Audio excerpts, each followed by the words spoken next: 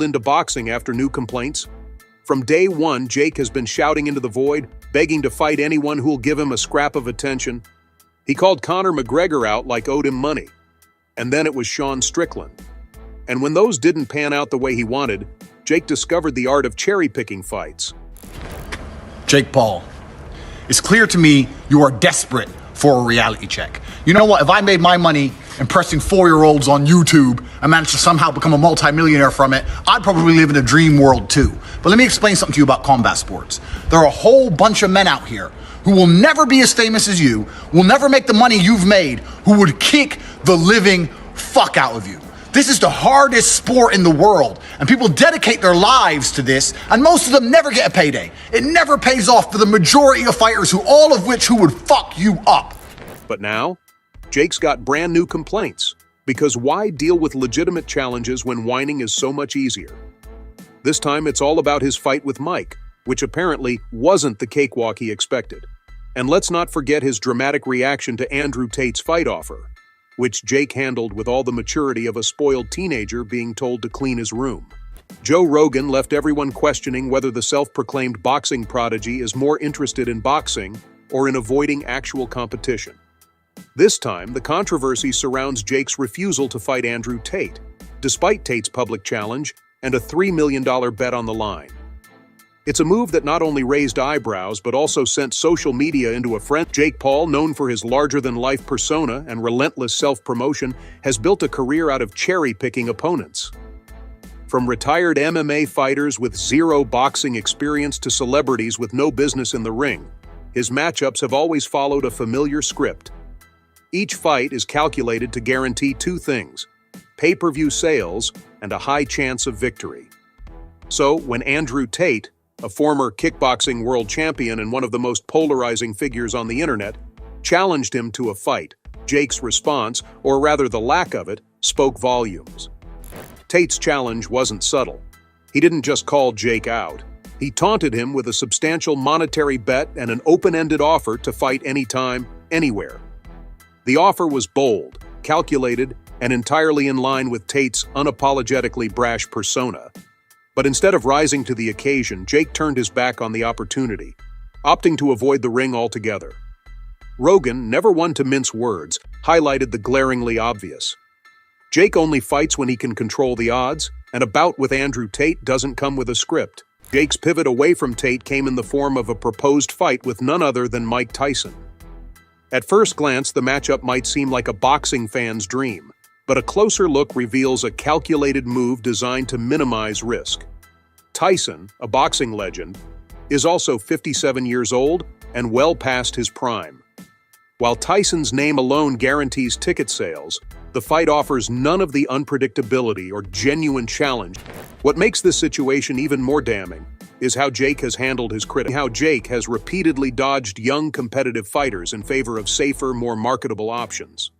The decision to fight Tyson, a retired heavyweight, instead of Tate, a fighter still in peak physical condition, epitomizes Jake's approach to his so-called boxing career. Hesitance to face Tate reveals a vulnerability that even his most loyal fans can't ignore. The backlash from social media has been swift and brutal, with fans and critics alike labeling Jake a coward for ducking what could have been a career-defining fight. Rogan's commentary wasn't limited to Jake's avoidance tactics. He also criticized the broader pattern of Jake's career, describing it as a series of mismatched fights designed to pad his record rather than test his skills. Whether it's retired athletes or inexperienced fighters, Jake's opponents have all shared one thing in common: they were never a real threat. Rogan's blunt assessment cut through the noise, exposing Jake's strategy as nothing more than a thinly veiled attempt to maintain his marketability without risking his reputation. The most glaring issue in all this is Jake's unwillingness to engage with fighters who could actually challenge him.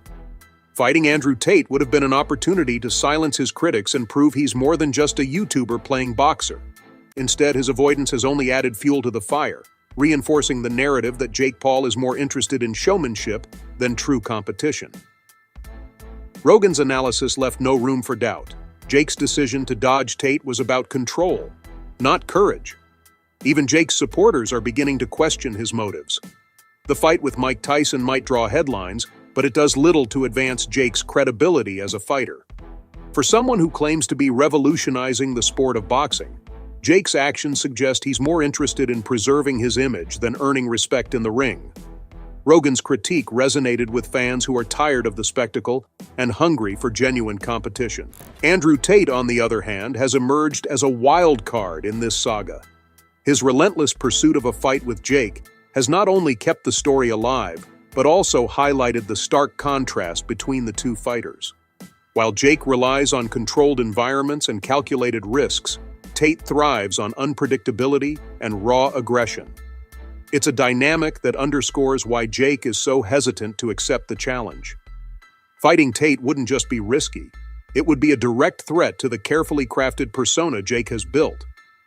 Rogan's commentary didn't just expose Jake's strategy, it also raised broader questions about the state of boxing as a sport.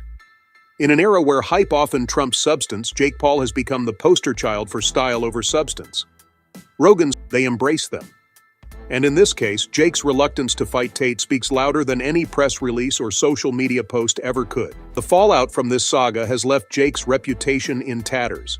His refusal to fight Andrew Tate, combined with his decision to face a retired Mike Tyson, has cemented the perception that he's more interested in playing the role of a fighter than actually being one.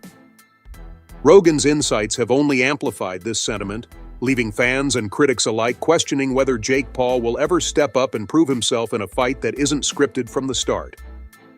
For now, it seems, the only thing Jake is fighting for is the illusion of being a legitimate contender. Jakepaul's decision to dodge Andrew Tate's challenge didn't just bruise his reputation, it obliterated it. For years, Jake has marketed himself as a fearless warrior in the ring, but this fiasco peeled back the facade, exposing a businessman who prioritizes paychecks over proving his worth. Fans aren't buying it anymore. The image of Jake as a daring competitor? Gone. Instead, they see a guy who picks fights like he's picking items off a fast food menu. Only the safest, most marketable options. $1 bet and a no-excuses call-out. But instead of stepping up, Jake stepped away, leaving everyone wondering if his boxing career is more PR stunt than athletic endeavor. Joe Rogan didn't mince words, pointing out the obvious. Jake doesn't want a challenge, he wants a sure thing. And then there's Jake's next move, teasing a fight with 57-year-old Mike Tyson. Sure, Tyson's a legend, but let's be real. He's also way past his prime.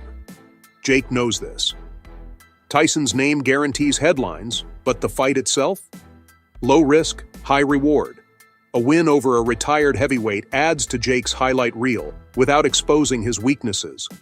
Rogan didn't hold back, calling Jake out for dodging young, dangerous opponents like Andrew Tate while clinging to safe bets.